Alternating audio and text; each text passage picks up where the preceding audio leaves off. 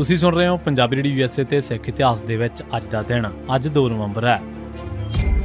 2 ਨਵੰਬਰ 1780 ਲਾਹੌਰ ਤੇ 40 ਸਾਲ ਰਾਜ ਕਰਨ ਵਾਲੇ ਮਹਾਰਾਜਾ ਰਣਜੀਤ ਸਿੰਘ ਦਾ ਜਨਮ 2 ਨਵੰਬਰ 1780 ਦੇ ਦਿਨ ਗੁਜਰਾਂਵਾਲਾ ਦੇ ਵਿੱਚ ਸਰਦਾਰ ਮਹਾਂ ਸਿੰਘ ਪੁੱਤਰ ਚੜ੍ਹ ਸਿੰਘ ਦੇ ਘਰ ਹੋਇਆ ਸੀ। ਇੱਕ ਰਵਾਇਤ ਦੇ ਮੁਤਾਬਕ ਉਸ ਦਾ ਜਨਮ ਪਿੰਡ ਬਡਰੁੱਖਾਂ ਜ਼ਿਲ੍ਹਾ ਸੰਗਰੂਰ ਦੇ ਵਿੱਚ ਵੀ ਮੰਨਿਆ ਜਾਂਦਾ ਹੈ। ਮਹਾਰਾਜਾ ਰਣਜੀਤ ਸਿੰਘ ਆਪਣੇ ਪਿਤਾ ਦੀ ਮੌਤ ਮਗਰੋਂ ਸਿਰਫ 10 ਸਾਲ ਦੀ ਉਮਰ ਦੇ ਵਿੱਚ ਮਿਸਲ ਦਾ ਮੁਖੀ ਬਣਿਆ। ਇਸ ਮਿਸਲ ਦਾ ਮੋਢੀ ਸ਼ੁਕਰ ਚੱਕ ਜ਼ਿਲ੍ਹਾ ਗੁਜਰਾਂਵਾਲਾ ਦਾ ਭਾਈ ਦੇਸੂ ਪੁੱਤਰ ਚੌਧਰੀ ਭਾਗਮਲ ਅਤੇ ਪੋਤਾ ਤਖਤਮਲ ਸੀ, ਜੋ ਬਾਹੁਲ ਲੈ ਕੇ ਬੁੱਢਾ ਸਿੰਘ ਬਣਿਆ ਸੀ। ਪਹਿਲਾਂ ਇਸ ਮਿਸਲ ਦੇ ਕੋਲ ਸਿਰਫ ਗੁਜਰਾਂਵਾਲਾ ਹੀ ਸੀ। 7 ਜੁਲਾਈ 1799 ਨੂੰ ਰਣਜੀਤ ਸਿੰਘ ਨੇ ਲਾਹੌਰ ਤੇ ਕਬਜ਼ਾ ਕਰ ਲਿਆ। 1805 ਦੇ ਵਿੱਚ ਅੰਮ੍ਰਿਤਸਰ ਤੇ ਵੀ ਇਸ ਦਾ ਕਬਜ਼ਾ ਹੋ ਗਿਆ। ਰਣਜੀਤ ਸਿੰਘ ਨੇ ਸਿੱਖ ਜਰਨੈਲਾਂ ਦੀ ਮਦਦ ਦੇ ਨਾਲ ਕਸੂਰ 1807, ਚੰਗ 1807, ਬਹਾਵਲਪੁਰ ਅਤੇ ਖਨੂਰ, ਡੱਲੇਵਾਲੀਆ ਮਿਸਲ ਦਾ ਇਲਾਕਾ, ਕਾਂਗੜਾ ਗੁਜਰਾਤ, ਖੁਸ਼ਾਬ ਅਤੇ ਸਾਹੀਵਾਲ, ਜੰਮੂ, ਵਜ਼ੀਰਾਬਾਦ, ਰਾਮਗੜੀਆ ਮਿਸਲ ਦਾ ਇਲਾਕਾ, ਫੈਜ਼ਲਪੁਰੀਆ, ਸਿੰਘਪੁਰੀਆ ਮਿਸਲ ਦਾ ਇਲਾਕਾ, ਕਸ਼ਮੀਰ, ਅਟਕ, ਮੁਲਤਾਨ, ਨਸ਼ਹਿਰਾ, ਪਿਸ਼ਾਵਰ, ਡੇਰਾ ਇਸਮਾਇਲ ਖਾਂ ਵਰਗੇ ਸਾਰੇ ਇਲਾਕੇ ਜਿੱਤ ਲਏ। ਹਿਮਾਚਲ ਦੀਆਂ ਸਾਰੀਆਂ ਪਹਾੜੀ ਰਿਆਸਤਾਂ ਰਣਜੀਤ ਸਿੰਘ ਨੂੰ ਖਰਾਜ ਦਿੰਦੀਆਂ ਸਨ।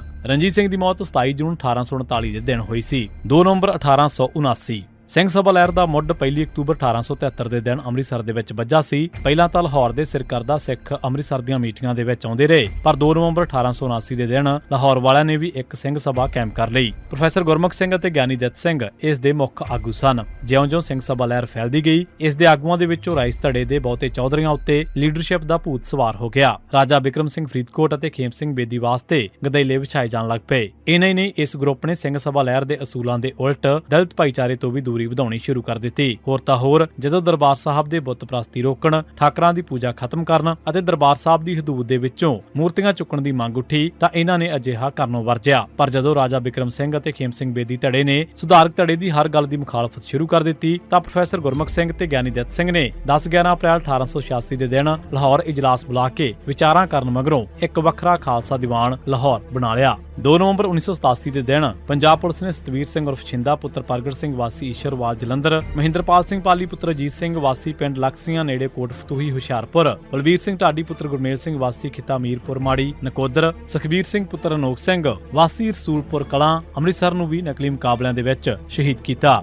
2 ਨਵੰਬਰ 1990 ਦੇ ਦਿਨ ਪੰਜਾਬ ਪੁਲਿਸ ਨੇ ਗੁਰਚਰਨ ਸਿੰਘ ਵਾਸੀ ਭੀਲੋਵਾਲ ਅੰਮ੍ਰਿਤਸਰ, ਜੋਗਿੰਦਰ ਸਿੰਘ ਪੁੱਤਰ ਗੋਪਾਲ ਸਿੰਘ ਵਾਸੀ ਚੱਕਲਵਾਲੀਆ ਅੰਮ੍ਰਿਤਸਰ, ਬਲਦੇਵ ਸਿੰਘ ਪੁੱਤਰ ਜੋਗਿੰਦਰ ਸਿੰਘ ਵਾਸੀ ਫੈਜ਼ਹੁੱਲਾ ਚੱਕ ਗੁਰਦਾਸਪੁਰ, ਸੁਖਵਿੰਦਰ ਸਿੰਘ ਸੰਘਾ ਪੁੱਤਰ ਗੁਲਜ਼ਾਰ ਸਿੰਘ ਵਾਸੀ ਸੰਘੀਆਂ ਅੰਮ੍ਰਿਤਸਰ, ਮਨਜੀਤ ਸਿੰਘ ਉਰਫ ਮਾਦਾ ਸਿੰਘ, ਬਿਕਰਮਜੀਤ ਸਿੰਘ ਨਾਰਲਾ ਪੁੱਤਰ ਗੋਪਾਲ ਸਿੰਘ ਵਾਸੀ ਅੰਮ੍ਰਿਤਸਰ ਅਤੇ ਬਲਜੀਤ ਸਿੰਘ ਖੇਲਾ ਨੂੰ ਨਕਲੀ ਮੁਕਾਬਲਿਆਂ ਦੇ ਵਿੱਚ ਸ਼ਹੀਦ ਕੀਤਾ। 2 ਨਵੰਬਰ 1992 ਦੇ ਦਿਨ ਪੰਜਾਬ ਪੁਲਿਸ ਨੇ ਬੰਬਈ ਜਾ ਕੇ ਖਾੜਕੂ ਰਾਣਾ ਪ੍ਰਤਾਪ ਸਿੰਘ ਵਾਸੀ ਖਡੂਰ ਸਾਹਿਬ ਨੂੰ ਗੋਲੀਆਂ ਮਾਰ ਕੇ ਸ਼ਹੀਦ ਕੀਤਾ। 2 ਨਵੰਬਰ 1992 ਦੇ ਦਿਨ ਬਾਗਾ ਪੁਰਾਣਾ ਦੇ ਨੇੜੇ ਹੋਏ ਇੱਕ ਅਸਲ ਮੁਕਾਬਲੇ ਦੇ ਵਿੱਚ ਮਲਕੀਅਤ ਸਿੰਘ ਮੀਤਾ ਤਲਵੰਡੀ ਸਾਬੋ, ਰਣਜੀਤ ਸਿੰਘ ਮੱਲੀਆਂਵਾਲਾ ਨੇੜੇ ਬਾਗਾ ਪੁਰਾਣਾ ਮਾਰੇ ਗਏ। ਇਸ ਮੁਕਾਬਲੇ ਦੇ ਵਿੱਚ ਬਹੁਤ ਸਾਰੇ ਪੁਲਿਸਗੇ ਵੀ ਮਾਰੇ ਗਏ ਸਨ। 2 ਨਵੰਬਰ 1992 ਦੇ ਦਿਨ ਪੰਜਾਬ ਪੁਲਿਸ ਨੇ ਮਲਕੀਅਤ ਸਿੰਘ ਉਰਫ ਬਾਪੂ ਪੁੱਤਰ ਸਰਦੂਲ ਸਿੰਘ ਵਾਸੀ ਪੰਡੋਰੀ ਰਮਾਣਾ ਨੇੜੇ ਚਬਾਲ ਅਤੇ ਉਸ ਦੀ ਪਤਨੀ ਗੁਰਮੀਤ ਕੌਰ ਬੇਟੀ ਮੰਗਾ ਸਿੰਘ ਵਾਸੀ ਪੰਡੋਰੀ ਨੇੜੇ ਚਬਾਲ, ਦਰਸ਼ਨ ਸਿੰਘ, ਸੁਖਦੇਵ ਸਿੰਘ, ਤਰਸੇਮ ਸਿੰਘ ਇਹਨਾਂ ਨੂੰ ਨਕਲੀ ਮੁਕਾਬਲਿਆਂ ਦੇ ਵਿੱਚ ਸ਼ਹੀਦ ਕੀਤਾ। ਇਸੇ ਸਿੱਖ ਇਤਿਹਾਸ ਦੇ ਵਿੱਚ ਅੱਜ ਦਾ ਦਿਨ। ਤੁਸੀਂ ਸੁਣਦੇ ਰਹੋ ਪੰਜਾਬੀ ਰੇਡੀਓ USA।